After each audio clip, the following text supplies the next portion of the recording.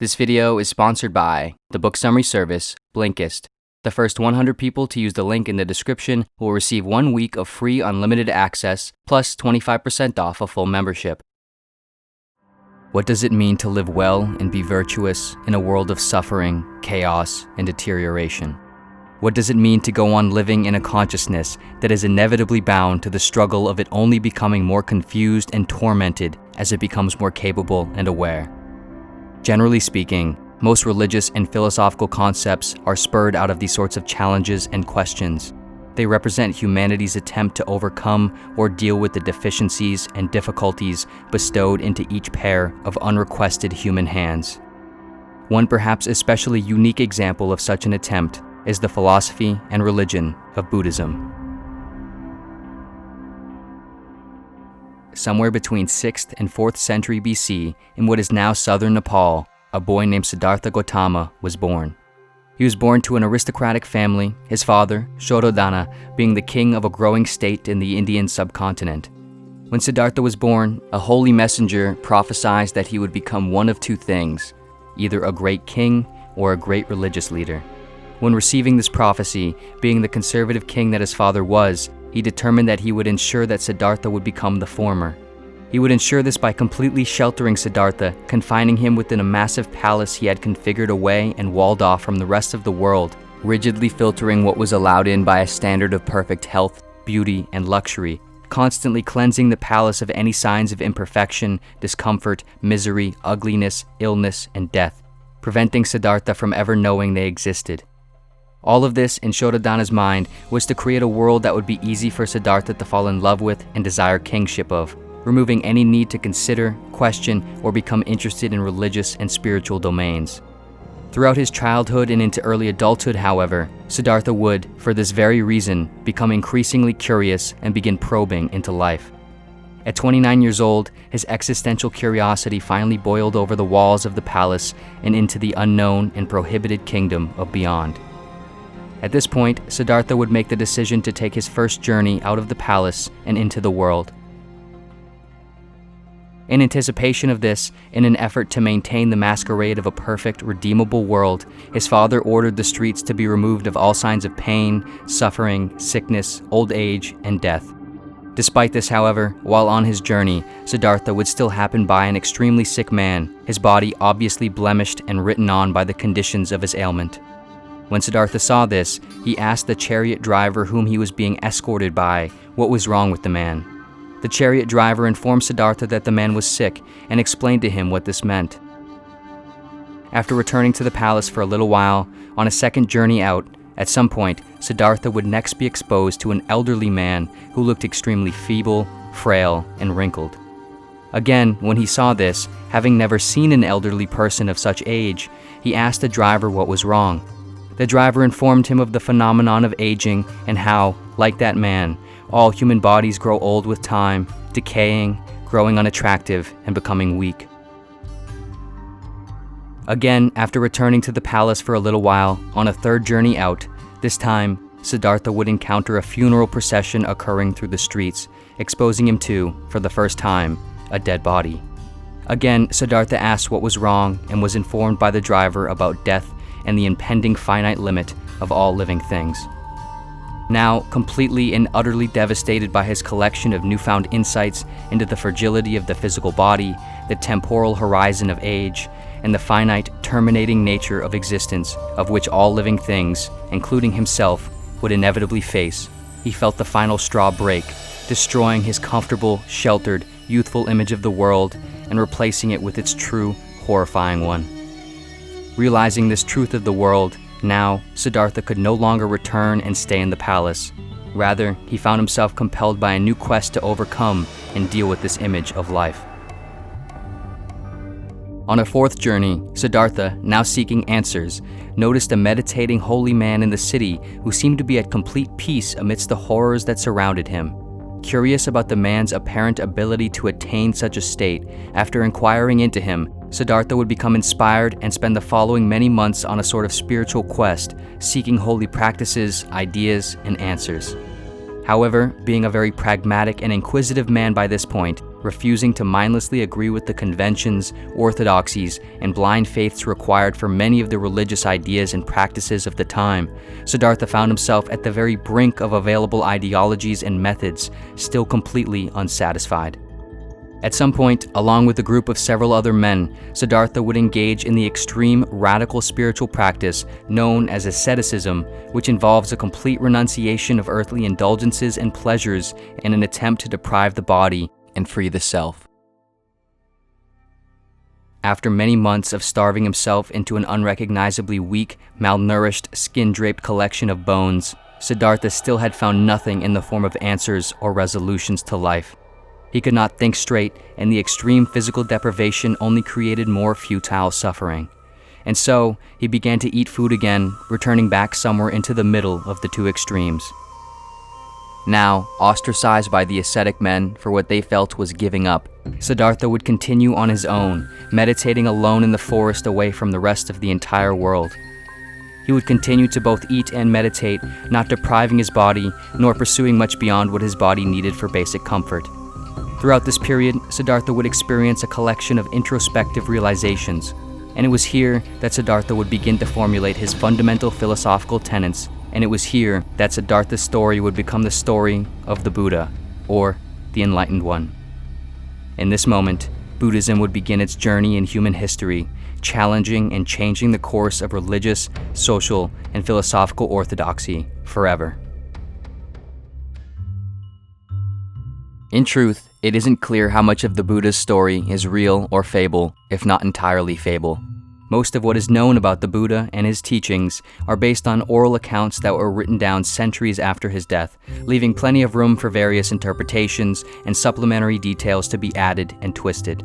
Furthermore, there are numerous versions of his story that are accepted as accurate, each with at least slightly different details, tones, spiritual references, and overarching implications.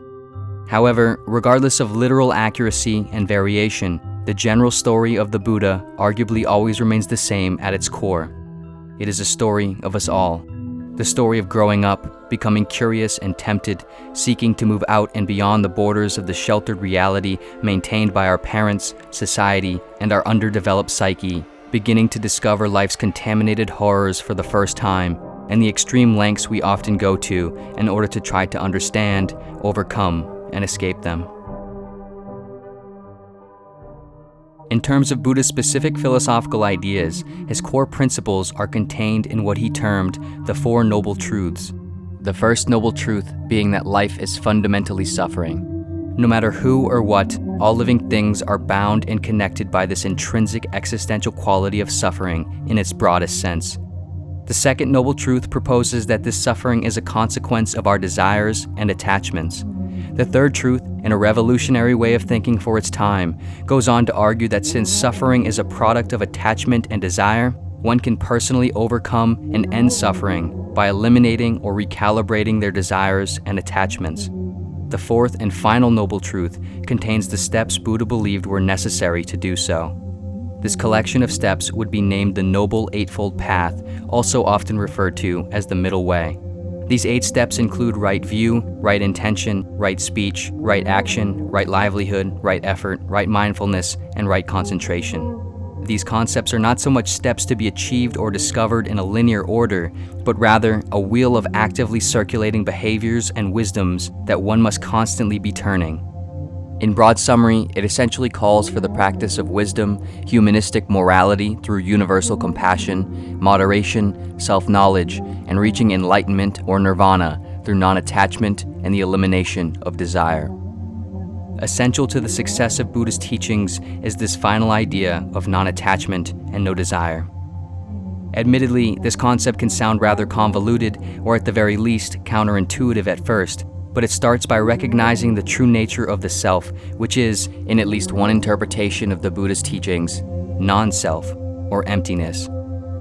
Buddha argued that fundamentally, our external world is in perpetual, unattainable flux, and consequently, so too are we.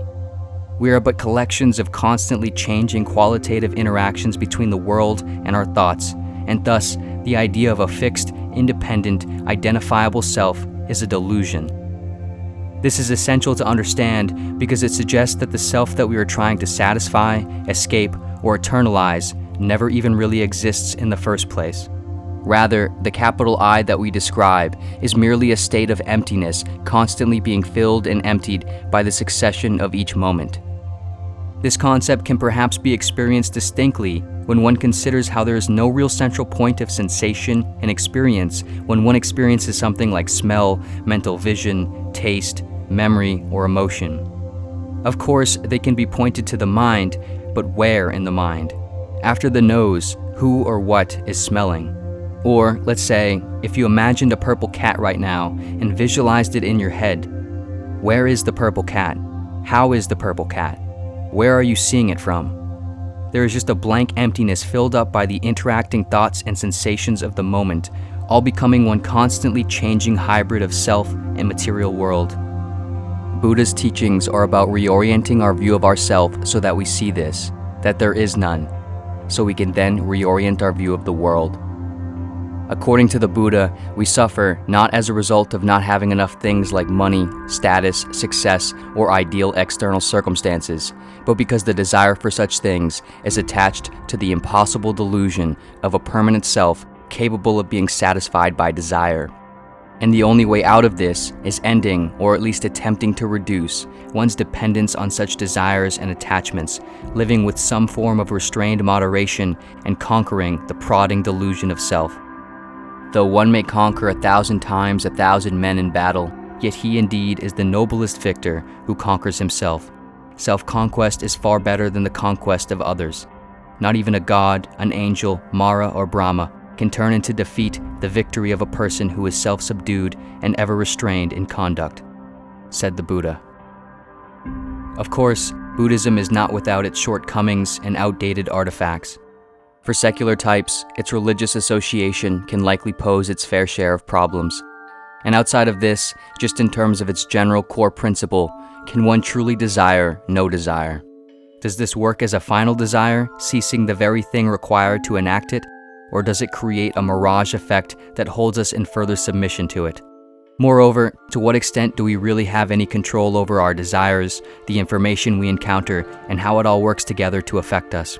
And as the world and humanity continues to develop further and further, and temptations and indulgences and distractions seep into every corner of modern societal life, we are likely left with, at the very least, an extremely difficult uphill climb into even the secular form of his teachings. However, regardless of this and any other difficulties or pitfalls, Buddhism still remains a highly unique and compelling system of thinking.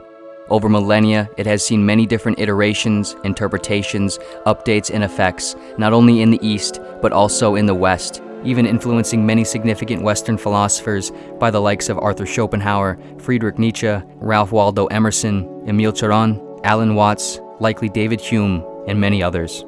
Currently, it is the world's fourth largest religion with over 500 million followers worldwide, primarily divided into two main overarching categories: Theravada and Mahayana. At its core, Buddhism still remains one of the most unique and dynamic schools of religious thought, grounding its ideas in empirical experience and practical methodologies, making its wisdom accessible without necessarily depending on any gods or faith in the unknowable and untouchable, bringing the spiritual down into the hands of the pragmatic everyday person. And perhaps most significantly, it confronts the suffering and darkness of life directly and does not keep us in the palace of ignorance. It does not try to lie to us. It does not shelter or coddle. It makes its best efforts to find the minimums and maximums of life and lead us down a path towards some semblance of hope in living well in spite of what's really out there.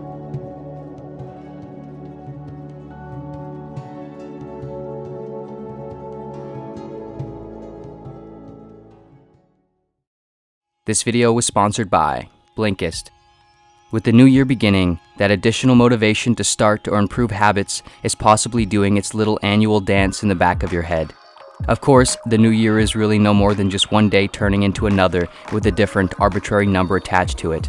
But whether you're looking to leverage that nonetheless worthwhile force of motivation, achieve some new or old goals, or simply improve the degree of your understanding of the world and self in general, Blinkist makes the habit of reading and learning much easier to start and sustain.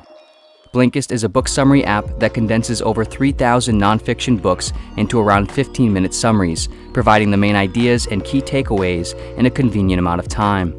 All summaries can either be read or listened to like a podcast and can be accessed even while offline. If you're interested in learning more about topics related to Buddhism, Blinkist has some great titles including No Self, No Problem by Chris Niebauer, which explores the overlap between ancient Buddhist ideas and modern neuroscience, as well as several other similarly related titles, including Why Buddhism is True by Robert Wright, Waking Up by Sam Harris, and several others. Blinkist now also has complete audiobooks that you can purchase directly within the app, as well as consolidated summaries of various popular podcasts from around the world. Perhaps most usefully, Blinkist can help you stay on a smoother, more intentional track of learning and reading by making it easier for you to determine if you are interested in new books, authors, or topics prior to having to read full versions first. The first 100 people to use the link in the description will receive 1 free week of unlimited access, as well as 25% off a full membership. The free 7-day trial can be canceled at any time within the trial period. Again, if you're interested, please visit Blinkist.com/pursuitofwonder or click the link in the description below.